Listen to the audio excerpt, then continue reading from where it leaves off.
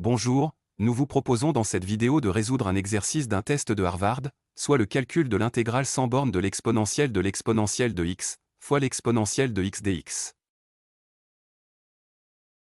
Calculer l'intégrale sans borne, l'exponentielle de x, fois l'exponentielle de x dx, puisqu'on n'a pas de borne, l'intégrale sans borne est égale aux primitives de la fonction de l'exponentielle de x, fois l'exponentielle de x. Pour calculer les primitives de cette fonction, on va procéder à un changement de variable. On pose u égale à l'exponentielle de x, et on va chercher dx. Or la dérivée de u par rapport à x soit du sur dx est égale à u', soit la dérivée de l'exponentielle de x qui est égale à l'exponentielle de x soit u, on obtient du sur dx est égal à u, donc du est égal à u fois dx, alors dx est égal à du sur u.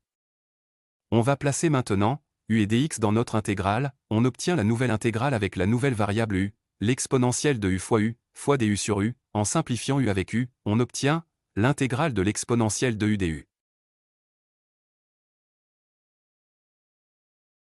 Pour calculer l'intégrale sans borne, l'exponentielle de x, fois l'exponentielle de x dx, on a procédé à un changement de variable en posant u égale à l'exponentielle de x. On a obtenu la nouvelle intégrale, l'intégrale sans borne de l'exponentielle de u du, qui est égale aux primitives de la fonction exponentielle de u. Or les primitives de l'exponentielle de u par rapport à la variable u sont égales à l'exponentielle de u plus une constante réelle. Ce qui nous donnera par rapport à la variable x, l'exponentielle de x plus une constante réelle, donc, l'intégrale sans borne de l'exponentielle de x, fois l'exponentielle de x dx, est égale à l'exponentielle de x plus une constante réelle.